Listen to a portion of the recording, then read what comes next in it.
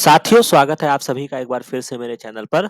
तो जैसा कि हमने बहुत सारे पार्ट्स को कवर कर चुके हैं, अब हम यहाँ पे आज पर्टिकुलर वीडियो में हम एपोप्टोसिस की बात करेंगे।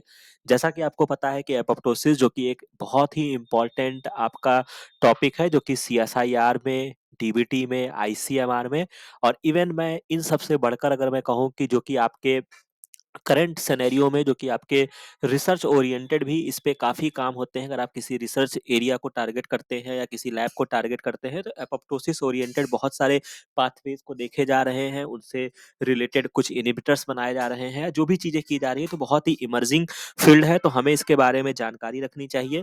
तो सबसे पहले जो आज का वीडियो है, इसमें हम क्या करने वाले हैं, इसमें हम बेसिकली आपकी जो 2 प्रोसेस होती है, हालाँकि इसको आप सेल डेथ ही बोलते हैं। तो सेल डेथ की जो आपकी 2 प्रोसेस होती है, एक वो आपकी एपोप्टोसिस होती है और एक आपकी क्या होती है, नेक्रोसिस होती है। तो सबसे पहले हम इन दोनों ही केसेस में जो कि आपके मोटे-मोटे क्या डिफरेंस होते हैं, उनको हम समझेंगे। ठीक है?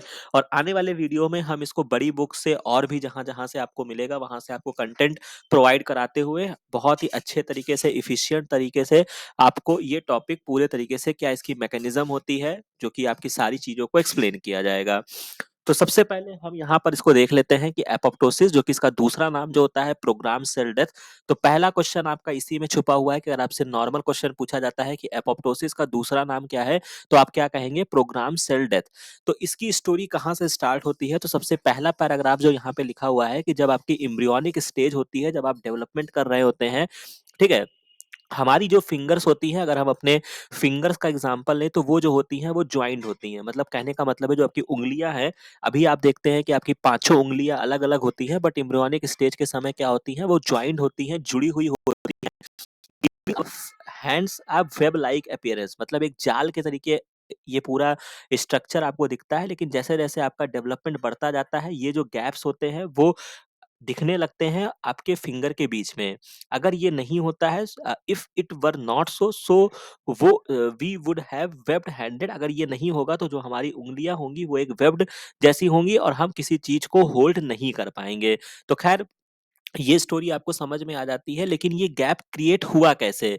तो ये जो गैप आपका क्रिएट हुआ है, इसका जो आंसर है वो आपका एपोप्टोसिस हुई है। तो आपकी जो सेल्स थी उनमें क्या की गई, मतलब चूँकि भाई आपकी बॉडी की सेल्स है, मान लीजिए कि आपकी ये हाथ था सपोज़ दैट, तो इसमें जो भी आपकी अनवांटेड सेल्स थी जिससे वो जुड़ी हुई थी, उनको क्या किया दिया गया, उनको खत्म कर दिया गया, उनकी डेथ कर दी गई। तो जो इसका करेक्ट आंसर जो है वो आपका एपोप्टोसिस है। तो अगर कुल मिला के अगर एग्ज़ाम में आपसे कुछ ऐसे क्वेश्चन बना के पूछता है, हिस्टोरिकल इवेंट के आधार पे या इसके अलावा कुछ भी ऐसे और उसने बोल दिया कि एक साइंटिस्ट कोई रिसर्च कर रहा है या इस तरीके की कंडीशंस आ रही हैं, तो क्या हो रहा है कि आपकी फिंगर्स जॉइंट है या आपके कोई भी एक्स्ट्रा चीज़ें हैं, तो हम उसमें जो आंसर करेंगे वो हम क्या करेंगे? एपोप्टोसिस करेंगे।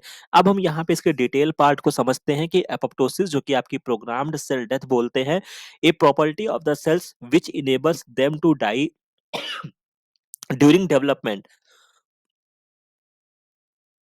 It is highly coordinated control process होता है, ठीक है? एनर्जी डिपेंडेंट होता है, जो कि हमने एक आपको कॉन्सेप्ट दे रखा है कि मोस्टली जो प्रोसेस होती है वो फ्री ऑफ कॉस्ट नहीं होती हैं, आपको उसके लिए एक एनर्जी देनी होती है, आपको उसका एक प्राइस चुकाना होता है। तो यहाँ पर भी जो पूरी प्रोसेस होती है वो आपकी क्या होती है? एनर्जी डिपेंडेंट होती है and does not occur randomly. तो ये जो है ये एपोप्टोसिस की प्रॉपर्टी है। तो आप क्या करेंगे, आप नोट्स बनाते हुए चलिए, आप एपोप्टोसिस लिखिएगा और उसमें ये जो जितनी प्रॉपर्टीज हैं उनको 1 2 3 ऐसे करके आप क्या करेंगे, इसको रोट डाउन करेंगे। तो चूंकि ये एक बहुत ही तगड़ी प्रोसेस है, तो ये हाईली कंट्रोल्ड है। ऐसा नहीं है कि कोई भी चीज देख लिया, मान लीजिए कि आपकी कोई बॉडी का ऑर्गन है जिसको वेब लाइक स्ट्रक्चर में रहना ही है, सपोज दैट ये तो मैंने फिंगर की बात कर ली कि वो अलग अलग होने चाहिए। मान लीजिए कि कोई चीजें आपकी ज्वाइंट फॉर्म में ही रहना चाहिए, तो वहाँ पे थोड़ी नहीं आप एपोप्टोसिस करवा दोगे। तो इसी वजह से ऐसा नहीं है कि आपको मशीन गन दे दिया गया है, आपको कोई गन दे दिया गया है तो आप जिसको मन करे उसको मार दो, ऐसा नहीं है। यहाँ पे क्या है कि जहाँ पे आवश्यकता होगी वहीं पर ये प्रोसेस की जाएगी। तो इसीलिए यहाँ पे बोला गया है कि ये जो है ये आपका हाईली कंट्रोल्ड प्रोसेस है, एनर्जी डिपेंडेंट है, क्योंकि हमको ये पता चल गया है कि दुनिया में कोई भी चीज़ फ्री ऑफ कॉस्ट नहीं होती है, उसके लिए हमको एक मूल्य चुकाना होता है। तो जिस तरीके से हम जिस चीज़ की तैयारी कर रहे हैं उसको भी प्राप्त करने के लिए हमको अच्छे नंबर लाने हैं।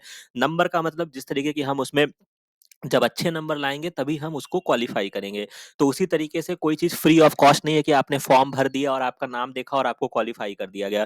तो जब तक आपका एक पर्टिकुलर नंबर है, नंबर को आप समझ सकते हैं प्राइस से, तो जितना नंबर आपका कट ऑफ है, जब तक आप उस कट ऑफ के नंबर तक अपने नंबर को नहीं लेकर आएँगे, तब तक आप एग्ज़ाम में क्वालीफाई नहीं होंगे। तो इस प्रोसेस को हमने समझ लिया, रैंडमली नहीं होगा कि हाँ भाई कुछ भी क है, जहाँ पे दिखा कि सेल्स वेब लाइक स्ट्रक्चर में है, चलो एपोप्टोसिस कर देते हैं। ये सब नहीं, तरीके से होगा, जहाँ पे हमको लगेगा कि हाँ, हमको एपोप्टोसिस करनी चाहिए, वहाँ पे ही एपोप्टोसिस होगी। इसके बाद it means that once a cell जब committed to undergo apoptosis it can not reverse its fate. तो कहने का मतलब है जब सेल्स डिसाइड कर लेती हैं, ये बहुत ही इंपॉर्टेंट पॉइंट है। अगर सेल सिस्टम ने डिसाइड कर लिया कि इस पर्टिकुलर सेल को हमको निष्क्रिय कर देना है, इसको एपोप्टोसिस में कर देना है, और ये प्रोसेस अगर स्टार्ट हो गई, तो इसका रिवर्स नहीं हो सकता है कि चलो भाई अभी मन किया कि चलो इसको एपोप्टोसिस करते हैं और फिर मन किया कि हम नहीं करेंगे। तो चूंकि जब आप एपोप्टोसिस करते हैं तो आप उस सेल्स को मारने की जो भी क्रियाएं होती हैं उसको आप शुरू कर देते हैं, तो आप रिवर्स नहीं आ सकते हैं।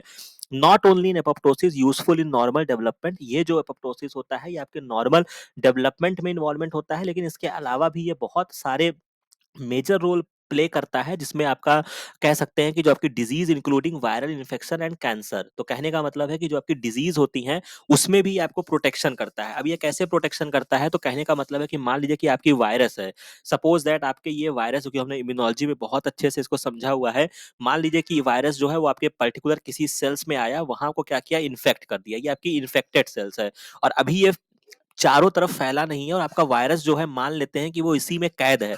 तो हमारी जो सेल सिस्टम होगी वो क्या कहेगा, वो यही कहेगा कि भैया ऐसा करो, इस सेल्स को यहीं पर ही खत्म कर दो, अब इनकी जिंदगी जो है वो हम इसको यहीं पर ही खत्म कर देते हैं ताकि ये दूसरों के लिए ना खतरनाक हो।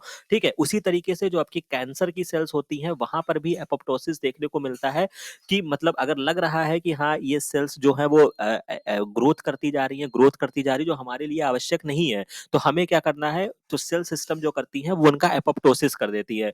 तो यहाँ पे आपका एक क्वेश्चन आपको मिल जाएगा कि एपोप्टोसिस और किन चीजों में यूजफुल होती है, तो वो आपके हमें प्रोटेक्ट करती है। किससे प्रोटेक्ट करती है, हमको वायरस इन्फेक्शन और कैंसर से हमको क्या करती है, प्रोटेक्ट करती है। In certain cases where apoptosis does not work efficiently, unregulated growth and division of the cells may occur, which could result in the formation of cancer। तो ये बहुत ही इंपॉर्टेंट है, जब आप कभी कैंसर को डिटेल में पढ़ेंगे तो वहां पे आपने जैसे थोड़ा बहुत भी अगर आप जानते हो तो वहां पे आपने प्रोटो ऑन्कोजीन पढ़ा होगा, ट्यूमर सप्रेसर पढ़ा होगा। तो बहुत सारी चीजें होती है कि कैंसर में क्या है कि आपकी सेल्स को क्या करना है, डिवीजन करते जाना है, मतलब बेइंतहा डिवीजन होता है। तो अब क्या होगा भाई, अब डिवीजन का क्या मतलब है कि मान लीजिए कि उसमें सेल साइकिल में कोई प्रॉब्लम आ गई, तब भी वो डिवीजन करते चला जाएगा। तो उसी में ही बहुत सारे उसमें कारण हो सकते हैं। उसमें एक कारण आपका एपोप्टोसिस है, क्योंकि एक नियमित समय के बाद सेल्स को, मतलब अगर हमें लग रहा है कि ये सेल्स आपकी ग्रोथ अल्टीमेट करती जा रही है तो उसको मार देना चाहिए था, लेकिन किसी तरीके से आपका जो सिस्टम है वो क्या हो गया, फेल हो गया एपोप्टोसिस करने में। तो कौन सी डिजीज कॉज हो जाएगी, वो कैंसर कॉज हो जाएगी। तो यहां तक आपको समझ में आ गई होगी, एक एक लाइन को एक्सप्लेन कर दिया गया है। अब हम यहाँ पे थोड़ा आगे चलते हैं और बहुत ही शॉर्ट में अब हम पढ़ेंगे यहाँ पे एपोप्टोसिस के कैरेक्टरिस्टिक्स क्या होते हैं। तो एपोप्टोसिस जो होता है, इसमें जब ये सेल्स एपोप्टोसिस कंडीशन में जाती हैं तो कुछ उनकी मार्फोलॉजिकली और फिजियोलॉजिकल चेंजेस आपको देखने को मिलते हैं। याद रखिएगा, उनकी मार्फोलॉजी में भी चेंज होगी। मार्फोलॉजी का मतलब उनका आकार कह सकते हैं, और फिजियोलॉजी का मतलब होता है कि उनमें जो भी मेटाबॉलिक प्रोसेस हो रहे हैं उसमें भी मतलब आपको चेंज देखने को मिलेगा। अब ये क्या-क्या चेंज होते हैं, तो अगर हम उसको समझने का प्रयास करें, तो मान लीजिए कि आपके किसी सेल्स में क्या है, किसी सेल्स की चीज़ों को अगर आपको नष्ट करना है, तो चूँकि वो डिवाइड कर रही होगी, डिवाइड में आपको पता चल गया है कि जब आपका डीएनए बहुत की फैक्टर करता है, रेप्लिकेशन का काम करता है, तो यानी कि आप डीएनए को ही तोड़ दो। डीएनए को तोड़ने का मतलब आप क्या करेंगे, आप फ्रेगमेंटेशन करेंगे। तो डीएनए का फ्रेगमेंटेशन एक किया जाता है, जो कि इसमें एपोप्टोसिस सेल्स में आपको देखने को मिलेगा कि आपकी डीएनए जो होती है उनको क्या कर दिया जाता है, ब्रेक कर दिया जाता है। ब्लेबिंग ऑफ द प्लाज्मा मेम्ब्रेन, मतलब जो आपकी प्लाज्मा मेम्ब्रेन सेल्स के ऊपर जो आपकी प्लाज्मा मेम्ब्रेन होती है, नॉर्मल में अगर आपको इस तरीके से प्लाज्मा मेम्ब्रेन दिखेगा, तो जो आपकी एपोप्टोसिस सेल्स होंगी उसमें आपको इस तरीके से दिखेगा, मतलब अजीब तरीके का, अनयूजुअल तरीके का ब्लेबिंग वहां पे देखने को मिलता है। न्यूक्लियर इनवेलप वहां पे ब्रेक डाउन कर दिया जाता है, ताकि सारे कंटेंट जो बाहर आ जाए और मतलब कुल मिला के वो एक तरीके से निष्क्रिय हो जाए। और increase susceptibility of the DNA two deoxy nucleus. तो कुल मिला के अगर आपको डीएनए का फ्रेगमेंटेशन करना है तो आपको डीएनए को तोड़ने वाला एंजाइम चाहिए। तो जो डीएनए को तोड़ेगा वो कौन सा एंजाइम होता है, डीएनएज होता है। ठीक है, तो ये चार प्रॉपर्टी आप याद रखेंगे, डीएनए का फ्रेगमेंटेशन होगा, ब्लबिंग ऑफ द प्लाज्मा मेम्ब्रेन होगा, न्यूक्लियर एनवेलप को ब्रेक डाउन कर दिया जाता है और डीएनए की एक्टिविटी बढ़ जाती है। Eventually, the entire cell splits up into small membrane enclosed fragments, which are ultimately phagocytosis by the nearby macrophage. तो कुल मिला के जब ये सारी प्रोसेस हो जाती है, तो जो हमने इम्यूनोलॉजी में हमने पढ़ा था कि जो आपकी सेल्स को खत्म करने की जिम्मेदारी है वो आपकी किसकी है, मैक्रोफाज की है।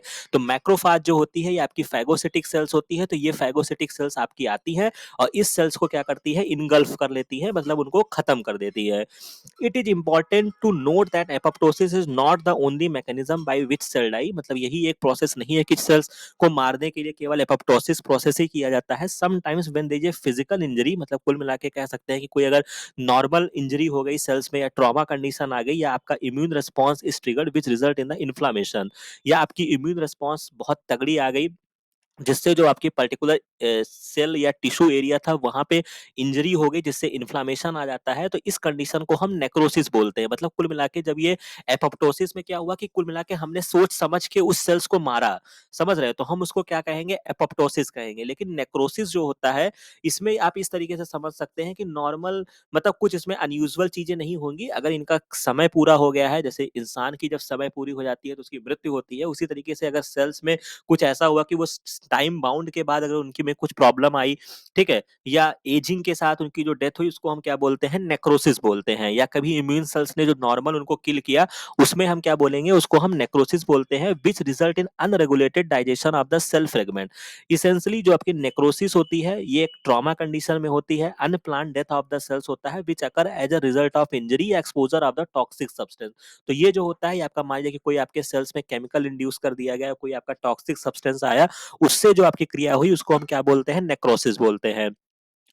Unlike apoptosis, necrosis is not a regulated process, ये कोई रेगुलेटेड प्रोसेस नहीं होता है, does not involve DNA fragmentation. तो ये बहुत ही इंपॉर्टेंट आपका पॉइंट है कि एपोप्टोसिस और नेक्रोसिस में क्या मेजर डिफरेंस होता है। तो नेक्रोसिस के समय आपके डीएनए को तोड़ा नहीं जा रहा है, समझ रहे हैं, मतलब जो नॉर्मल सेल्स डेथ होगी तो वो जिस तरीके से आपकी नॉर्मल सेल्स की मर जाती हैं, वो इसमें भी मतलब उनकी मृत्यु हो जाएगी। क्योंकि हमको पता है ना, आपका डीएनए को हमें तोड़ना है तो हमें एंजाइम से क्रिया कराना होगा, डीएनएस लगाना होगा, और हमने इसमें देखा कि ये आपकी क्या है, इसमें एनर्जी खर्च हो रही है। तो एपोप्टोसिस में आपकी एनर्जी खर्च होती है, लेकिन नेक्रोसिस में आपकी एनर्जी खर्च नहीं होती है, ठीक है। The content of the cells which undergo necrosis is related into the surrounding and cause inflammation. तो ये आपको इंपॉर्टेंट चीज है कि जब नेक्रोसिस में, जब वहां पे सेल्स की डेथ होती है तो जिसके कंटेंट होते हैं वो बाहर आ जाते हैं सराउंडिंग में, और जिससे क्या आ जाता है, एक इन्फ्लामेशन रिएक्शन होता है, जिसको हमने इम्यूनोलॉजी में बहुत अच्छे से समझा है। तो यहाँ तक आई होप आपको सारी बातें समझ में आ गई हैं, और नहीं समझ में आई है और आपने धैर्यपूर्वक यहाँ तक आए हैं, तो एक बढ़िया सा इमेज मैं आपको यहाँ पे दिखा देता हूँ, जो कि आपको देखने को मिल जाएगा कि एपोप्टोसिस और नेक्रोसिस में क्या दिक्कतें आ रही हैं। तो पहली बात है, नेक्रोसिस जो होता है वो नॉर्मल ट्रॉमा कंडीशन में जो होगा वो नेक्रोसिस होता है। इसमें क्या हो जाता है कि सेल जो होती हैं वो स्वेल कर जाती हैं और बस्ट कर जाती है, मतलब एक आपकी नॉर्मल सेल्स थी, लेकिन ये अपने आप बड़ी होती गई, स्वेल करती गई, स्वेल करती गई, और अचानक ये सेल्स जो होती है बस्ट कर जाती है, मतलब उनका प्लाज्मा मेम्ब्रेन जो होता है वो रैप्चर हो जाता है, समझ रहे हैं। जिससे क्या हो जाता है, इनका सारा कंटेंट लीक आउट करके बाहर आ जाता है, और जब कोई भी बहुत सारे इसके कंटेंट बाहर आ गए और आपने किसी चीज को नष्ट नहीं किया है यहाँ पे, तो इन्फ्लामेटरी रिस्पॉन्स तो आपको आना ही आना है, समझ रहे हैं। तो ये आपका नेक्रोसिस हो गया। इसके बाद ये आपकी नॉर्मल सेल्स थी, ये आपकी नेक्रोसिस में गई, कब गई, जब ये सेल इंजरी कंडीशन आई, सेल इंजरी फॉलोइंग इंजरी इस कंडीशन में हुआ, या ट्रॉमा कह सकते हैं। इसके बाद एपोप्टोसिस हमें कब करना पड़ा, तो जब डीएनए का डैमेज होगा, withdrawal of essential growth factor और nutrient, detachment from substrate and attack by cytotoxic lymphocyte. तो ये सारे जब कंडीशंस होते हैं उसमें हमको क्या देखने को मिलता है, एपोप्टोसिस देखने को मिलता है। इस कंडीशन में जो सबसे मेन काम होता है वो आपका न्यूक्लियर का फ्रेगमेंटेशन किया जाता है, जिससे आपकी सेल फ्रेगमेंट हो जाती है। Engulfment of the fragment, no inflammatory response, ये आपको याद रखना है। फैगोसाइटोसिस, कुल मिला के यहाँ पे जो होती है फैगोसाइटोसिस कर दिया गया, मतलब आपकी मैक्रोफाज उसको किल कर देंगी, फिर अल्टीमेटली अगर आप बहुत डिटेल में जाके देखेंगे तो इसको लाइसोसोम में जाके फैगो लाइसोसोम वगैरह करके, मतलब बहुत डिटेल में प्रोसेस होती है, जिससे सारे कंटेंट को वहीं पर खत्म कर दिया जाता है, समझ सकते हैं ना। मतलब आप कह लीजिए कि इनकी जब डेथ की गई तो इस तरीके से इनको किनारे लगा दिया गया कि कोई भी सबूत नहीं छोड़ा गया, समझ रहे हैं। तो इसी वजह से कोई इन्फ्लामेटरी रिस्पॉन्स नहीं आ रहा है। लेकिन नेक्रोसिस के समय क्या हो रहा है कि जो सेल्स के जो कंटेंट थे वो बाहर आ गया, और उनका क्या हो रहा है, इन्फ्लामेटरी रिस्पॉन्स आपको देखने को मिल रहा है। तो यहाँ तक ये बातें आपको समझ में आ गई होंगी। राइट। तो अभी तक जो आपको यहाँ पे ध्यान रखना था, तो एक बार फिर से हम इसको सारांश को समझ लेते हैं कि इस पूरे प्रक्रिया में आपको क्या-क्या पहलुओं को याद रखना है। तो सबसे पहले जो आपको याद रखना है, अगर आपसे कोई भी क्वेश्चन डेराइव करके पूछा गया कि कोई फिंगर डेवलपमेंट के समय आप में गैप नहीं था, एम्ब्रियोनिक के समय अब आपकी उँगलियों में गैप है, तो ये इसके पीछे क्या कारण है? तो सबसे पहला कारण है एपोप्टोसिस है। एपोप्टोसिस जो होता है ये आपका एनर्जी डिपेंडेंट होता है। अगर मैं इसको आपको रटवाना चाहूँ, तो अगर आपने कभी पढ़ा होगा, तो जब आप एक्टिव ट्रांसपोर्ट पढ़ते हैं जहाँ पे एनर्जी लगता है, आपके बहुत सारे ट्रांसपोर्ट होते हैं, जब हम क्वेश्चन पढ़ाएंगे तो आपको पढ़ाएंगे, ठीक है।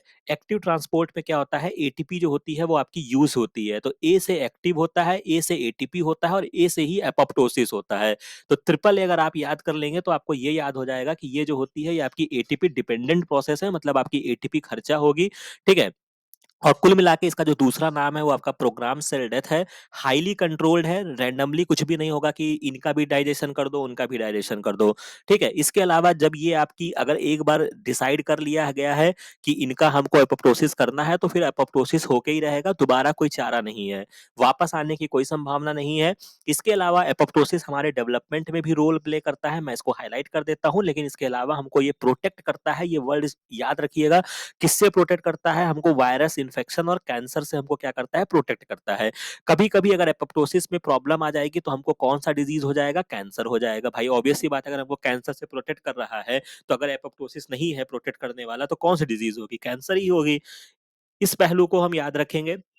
इसके अलावा क्या-क्या कैरेक्टर होते हैं, तो कुल मिला के इसमें आप जबरदस्ती डीएनए को तोड़ोगे तो डीएनएज़ की एक्टिविटी बढ़ जाएगी, मतलब डीएनएज़ का यूज़ होगा। न्यूक्लियर मेम्ब्रेन को आप रप्चर करेंगे, न्यूक्लियर एनवेलप को आप तोड़ेंगे, ब्लेबिंग ऑफ द प्लाज्मा मेम्ब्रेन होगा, डीएनए का फ्रेगमेंटेशन होगा। और कुल मिला के आप मैक्रोफाज से क्या कर दोगे? वो इनगल्फ कर लेंगी। समझ रहे हैं?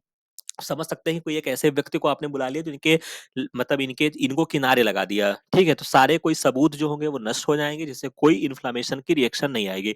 लेकिन इसी के अपोजिट आपका जो एक क्रिया नेक्रोसिस होता है, जो नॉर्मल इंजरी समय होता है, यहाँ पे आपको इन्फ्लामेशन देखने को मिलता है और ये कोई प्लान्ड वे में नहीं होता है, ठीक है। तो ये चीज हमको याद रखना। कुल मिला के जो नेक्रोसिस में जब होगा वो आपका इन्फ्लामेशन होगा। अब ये प्रोसेस में हमने इस फिगर के माध्यम से समझ लिया कि जब आपकी नेक्रोसिस हुई, सेल्स आपकी स्वेल करती गई और सेल्स जो होती है वो मतलब बस्ट कर गई, या कह सकते हैं फट गई, तो उनके सारे कंटेंट जो थे वो बाहर आ गए। अब भैया जब बाहर आके वो बिखर गए हैं, तो सबको तो पता चल जाएगा ना कि हाँ क्या हुआ है।